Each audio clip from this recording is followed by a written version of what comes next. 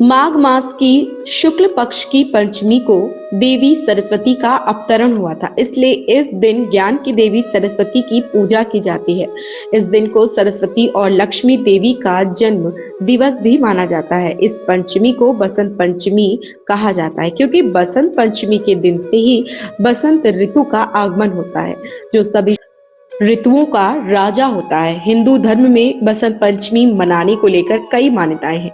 बसंत ऋतु और बसंत पंचमी का महत्व भी अलग है।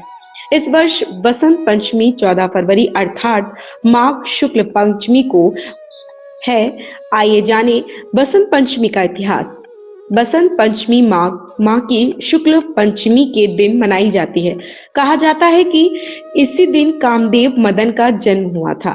लोगों का दाम्पत्य जीवन सुखमय हो, इसके लिए लोग रति मदन की पूजा और प्रार्थना है। देवी सरस्वती का जन्म बसंत पंचमी को हुआ था, इसलिए उस दिन उनकी पूजा की जाती है और इस दिन को लक्ष्मी जी का जन्मदिन भी माना जाता है, इसलिए इस तिथि को श्री पंचमी भी कहा जाता है। इस दिन सुबह अभ्यंग स्नान किया जाता है और पूजा की जाती है। बसंत पंचमी पर वाणी की अधिष्ठात्री देवी सरस्वती की पूजा और प्रार्थना का बहुत महत्व है।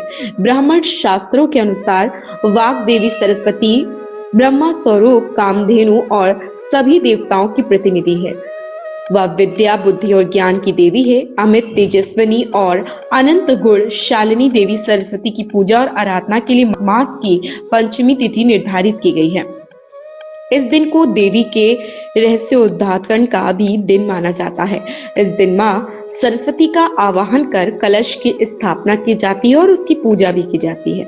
जब ब्रह्मांड के निर्माता ब्रह्मा जी ने जीवों और मनुष्यों की रचना की और जब उन्होंने सृजित सृष्टि को देखा तो उन्होंने महसूस किया कि यह निस्तेज है। वातावरण बहुत शांत था तथा उसमें कोई आवाज या वाणी नहीं था। उस समय भगवान विष्णु के आदेश पर ब्रह्मा जी ने अपने कमंडल से पृथ्वी पर जल छिड़का। धरती पर गिरे जल से पृथ्वी को कंपित कर दिया गया तथा एक चतुर्भुज सुंदर स्त्री एक अद्भुत शक्ति के रूप में प्रकट हुई। उस देवी के एक हाथ में वीणा, दूसरे हाथ में मुद्रा तथा अन्य दो हाथों में पुस्तक व माला थी। भगवान ने महिला से वीणा बजाने का आग्रह किया। वीणा की धुन के कारण पृथ्वी पर रहने वाले सभी जीवों मनुष्यों को वाणी प्राप्त हुई। उस क्षण के बाद देवी सरस्वती कहा गया है।